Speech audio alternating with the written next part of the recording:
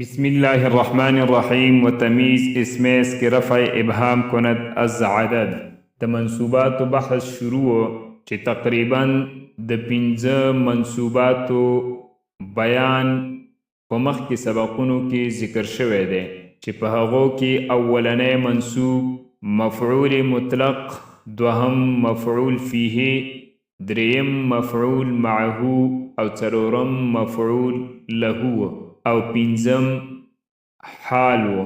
د دې 15 منصوباتو وضاحت په تیرو درسونو کې شوی دی په تفصیل سره. د پاتې منصوباتو ذکر به او وضاحت به په ننني سبق کې وکړو. نو علامه صاحب فرمایي و تمیز اسمیس کې رفع ابهام کند از عدد. مقصد د علامه صاحب د دې عبارت نه واخله تر راروان فصله پورې درې خبرې ذکر کول دي. اول نمبر خبره د تمیز وضاحت، دوهم نمبر خبره د مفعول به تعریف، دریم نمبر خبره د منصوباتو مقام او مرتبه په کلام کې. نو دا درې خبرې په ننني سبق کې ذکر کیږي. اول نمبر خبره چې د تمیز وضاحت دی هغه علامه صاحب په دې عبارت سره ذکر کوي و تمیز اسمیس کې رفع ابهام کند. اول علامه صاحب د تمیز تعریف ذکر کوي چې تمیز څه ته ویلی کیږي. د تمیز تعریف دا دی چې تمیز د هغه اسم ته ویلی کیږي چې هغه د یو څیز څخه ابهام لرې کوي. ابهام دا پټوالی ته ویلی کیږي، خفا ته ویلی کیږي. په یو شي کې پټوالی وي، خفایي، نو هغه چې دی دا تمیز لرې کوي، پټوالی او هغه خفا. نو تعریف د تمیز داسې شو چې تمیز د هغه اسم ته ویلی کیږي چې هغه د یو څیز څخه ابهام لرې کوي، پټوالی او خفا لرې کوي. بیا دا تمیز چې د کوم څیز نه ابهام لرې کوي، پټوالی لرې کوي، دا په دوه قسمه دی. یو ته ویلی کیږي نسبت او دوهم ته ویلی کیږي مقدار. د نسبت وضاحت هغه په تیر فصل کې علامه صاحب ذکر که. علامه صاحب فرمایل کله کله د فعل نسبت چې فاعل ته کیږي په دې نسبت کې پټوالی وي، ابهام وي، خفا وي. نو دغه ابهام او پټوالی دا چې د تمیز لرې کوي. مثال ویلی و طاب زیدن نفسا. اوس کم چې دوهم قسم مقدار و د هغې وضاحت چې دی په دې ننني سبق کې علامه صاحب ذکر کوي چې تمیز دا کله رفع د ابهام کوي د مقدار نه. دا مقدار دا بیا په څلور قسمه دی. یو عدد، دوهم وزن، دریم کیل، څلورم مساحت. دې څلور واړو ته مقدار ویلی کیږي. نو تمیز چې دی دا کله رفع د ابهام کوي، ابهام ختموي، پټوالی ختموي د عدد نه. په عدد کې په شمار کې چې دی څه خفا وي، پټوالی وي، نو دا تمیز هغه پټوالی هغه ابهام هغه چې دی د دې عدد نه ختموي. لکه د دې مثال علامه صاحب ذکر کړی دی عندي 11 درهما. عندي 11 زما سره 11. 11 څه شی؟ زما سره 11 دي. څه شی دي؟ په دې 11 په دې عدد په دې شمار کې پټوالی او خفا وه. نو دا تمیز چې درهمن دی دی لرې که دا پټوالی او خفا. دوهم قسم د مقدار وزن دی. بعضی وخت کې په وزن کې چې دی خفا وي، پټوالی وي، نو دغه پټوالی او خفا دا تمیز لرې کوي، ختموي. مثلا یو کس وایي عندي رتل زیتن. ما سره یو رتل، دا یو وزن و. په پخوا وختونو کې یو خاص وزن و، لکه اوس چې مثلا موږ واخلو کیلو، چارک وغیره، داسې یو وزن اندازه. ما سره دی یو رتلون رتل. د څه شي رتل؟ مثلا موږ ووایو ما سره 1 کیلو ده، د څه شي کیلو؟ د سرو زرو، د سپینو زرو، د وربشو، د غنمو، د څه شي؟ زیتن. دا زیتن چې دی دا تمیز دی، د چې دی دا خفا او پټوالی چې کوم و په رتل کې هغه ختم کړ چې ما سره 1 رتل د زیتونو دی. دریم قسم د مقدار کیلو، او دا تمیز چې دی کله کله دا خفا پټوالی دا د کیل هغه شیان چې هغه پیمانه کیږي د دې کیل او د پیمانې نه چې دی هغه پټوالی او خفا لرې کوي. مثلا دا بعضې ځایو کې چې دی غنم څوک چې چاته ورکوي یو خاص پیمانې باندې ورکوي، مثلا دا نن سبا دا د غوړیو ټیمونه وي، دا غټ ټیمونه په دې باندې پیمانه کوي. دا تریشل والا چې دی اکثر دا پیمانې چې کوي په همدې کوي، دا ټیمونو دې ته پیمانه ویلی کېږي. لکه عندي قفیزان برن، ما سره 2 قفیزه د غنمو دي. بر د غنمو چې دی دا د پیمانې نه خفا دا لرې کړله. قفیزان دا یو خاص پیمانې ته ویلی کېږي. 4م قسم د مقدار هغه مساحت دی، فاصله چې اوږدوالي یا په پلنوالي کې کومه فاصله وي، کومه اندازه وي. مثلا کپړې سړی کټ کوي په اندازه کوي، دې کې چې کومه خفا وي، کوم پټوالی وي په مساحت کې، په فاصلې کې، نو دا چې دی تمیز لرې کوي. نو دا د تمیز وضاحت و. د دې مثال علامه صاحب ذکر کړی لکه ما فی السماء قدر راحتن سحابا. نو سحابا چې دی د قدر راحتن کې چې کوم خفا پټوالی او هغه لرې که چې په اسمان کې د یو ورغوي په اندازه باندې وریځ نشته دی. صحیح شو؟ نو دا خفا سحابا تمیز ده د دې نه لرې که د مساحت نه. نو دا د تمیز وضاحت په ننني سبق کې چې تمیز څه ته ویلی کېږي. تمیز د هغه اسم ته ویلی کېږي چې هغه د یو څیز نه ابهام لرې کوي. د یو څیز نه څه لرې کوي؟ ابهام لرې کوي. بیا دا ابهام چې لرې کوي د کوم څیز نه دا په 2 قسمه دی. یو چې دی نسبت، د دې نسبت وضاحت مخکې شوی دی، او دوهم د مقدار نه. بیا مقدار دا په 4 قسمه و، یو عدد، دوهم وزن، دریم کیل، او 4م مساحت چې دا ایدی وضاحت علامه صاحب د دې مقدار چې کوم 4 قسمونه دي د هغې وضاحت دلته ذکر کړی دی، او د نسبت وضاحت هغه مخکې شوی و. و تمیز اسمیس دا اول نمبر خبر علامه صاحب ذکر کوي. و تمیز اسمیس او تمیز دا هغه اسم دی که رفع ابهام کند چې رفع ابهام کند، ابهام پورته کوي. رفع ابهام کند، ابهام پورته کوي یعنی ابهام ختمی. از عدد د عدد نه، د چا نه؟ د عدد نه، چې دا د مقدار یو قسم دی.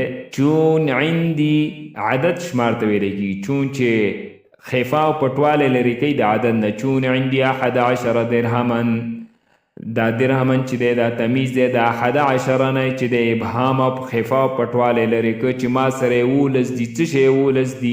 نو درهمن د دې دا پټوالی او خفا چې کومه 11 کې وایي لرې که.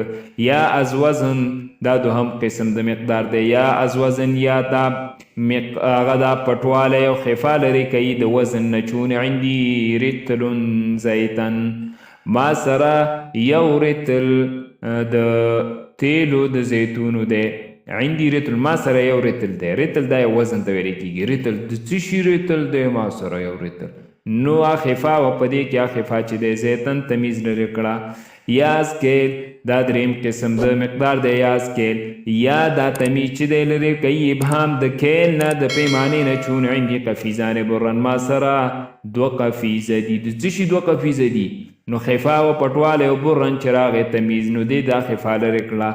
یا از مساحت 4م قسم د مقدار. یا از مساحت یا دا تمیز چې دی ابهام لرې کوي د مساحت نه، د فاصلې نه. چون ما فی السماء قدر راحت سحابا، نشته په اسمان کې په اندازې د ورغوي. په اندازې د ورغوي څه شی دی؟ قدر راحت. په دې کې چې دی خفا وه، په اسمان کې د ورغوي په اندازه نشته. څه شی نشته؟ سحابا. نو دې تمیز وریځ نشته دی. نو دې تمیز چې دی هغه خفا لرې کړه د قدر راحت نه سحابا، دا تمیز دی. دا وه اول نمبر خبره چې د تمیز وضاحت بیا دا تمیز چې د کم شي نه ابهام لري کوي هغه ته ممیز ویلی کېږي هغه ته څه ویلی کېږي ممیز نو قدر راحتین کې دا ممیز د اصحابن تمیز دی او قفیزان برن کې قفیزان تمیز برن قفیزان ممیز او برن تمیز دی 11 کې 11 ممیز او درهمنده تمیز دی رتلن زیتن کې رتلن ممیز او زیتن تمیز ومفعول به اسم او دوهم نمبر خبره په نننی سبق کې آغا ذکر کیږي د مفعول به تعریف نو دا دوهم نمبر خبره د مفعول به تعریف علامه صاحب ذکر کوي په دې عبارت سره و مفعول به اسم علامه صاحب فرمای مفعول به د هغه اسم ته ویل کیږي چې په هغې باندې د فاعل فعل واقع کیږي چې په هغې باندې د فاعل فعل څه کیږي واقع کیږي یا چې د هغې سره د فاعل د فعل تعلق وي ومفعول به او مفعول به اسم د هغه اسم دی کې فعل فاعل چې د فاعل فعل برو واقع شوه د په هغې باندې واقع کیږي دا تعریف د مفعول به په هغې باندې واقع کیږي یا د هغې سره څه وي تعلق وي چون ضرب زید عمرا لکه ضرب زید عمرا اوس دلته ضرب زیدون د فاعل چې دی زید د دې چې کوم فعل دی وهل هغه په عمر باندې چې دی واقع شوی د عمرن مفعول به دی بدن که این همه منصوبات بعد از تمام جمله باشند دریم نمبر خبره چې په ننني سبق کې وه د منصوباتو مقام او مرتبه په کلام کې نو دا دریم نمبر خبر علامه صاحب درته ذکر کوي په دې عبارت سره بدان کې این همه منصوبات اول دا خبره ذکر کا دا څومره شیان چې تر دې پورې ذکر شول چې هغه مفعول مطلق و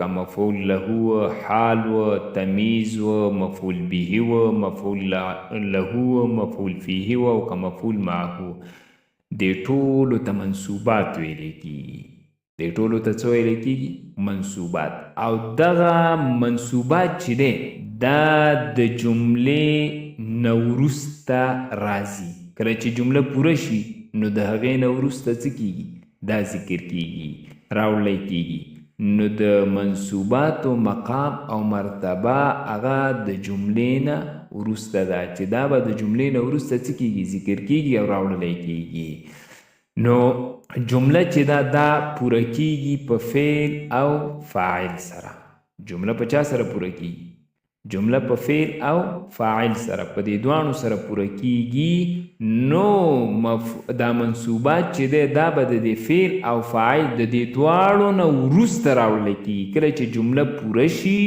چې جمله پوره کېږي په فعل او فاعل سره نو د دې نه وروسته چې دی بیا به څه راوړلی کېږي دا منصوبات هغه چې هر یوي دا کوم چې موږ وویلې په دغو کې چې هر یوي نو ابه بیا چې دی د جملې نه وروسته راوړلی کېږي یعنې د فعل او فاعل د پوره کېدلو نه وروسته به بیا چې دی دا راوړلی کېږي دا ذکر کولی کېږي دا د منصوباتو مقام او مرتبه ده په کلام کې د منصوباتو مقام او مرتبه په کلام کې څه شی ده چې دا د جملې د پوره کېدلو نه وروسته ذکر کېږي یعنې دا د فعل او د فاعل نه وروسته ذکر کېږي همدغه وجه هم ده چې عرب د منصوباتو ته فضله وایي زیاتی وایي زیاتی او فضله منصوباتو ته ځکه وایي چې دې د جملې په پوره کولو کې څه دخل نشته دی دا یو زیاتی شی دی د جملې نه د جملې په پوروالي کې دې څه دخل نشته دی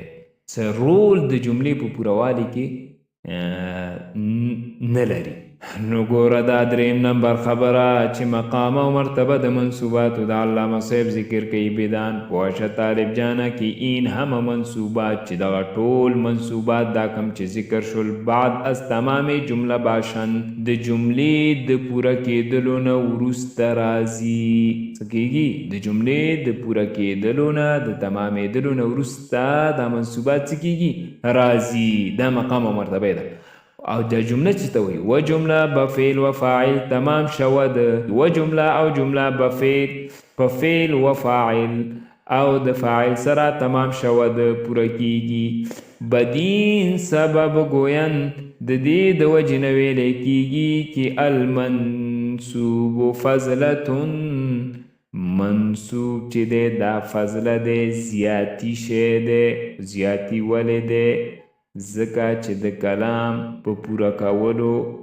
کاملولو تکمیلولو کې د څه رول نه وي جمله چې د هغه بغیر د دې نه څه کیږي پوره کیږي نو د دې د وجې نه دې ته چې دی فضله ویلی کیږي نو نننی سبق په دې درې خبرو باندې مشتمل و اول د تمیز وضاحت دوهم د مفعول به تعریف او دریم مقام او مرتبه د منصوباتو چې دا منصوبات دا د جملې د نه وروسته راځي کله چې جمله پوره شي د هغې نه وروسته ذکر کیږي او جمله چې دا په فعل او فاعل یعنی په مسند او مسند الیه سره څه کیږي تمامیږي او پوره کیږي نو د فعل او فاعل نه وروسته چې د هغه به څه راوړلی کیږي بیا دا منصوبات به راوړلی کیږي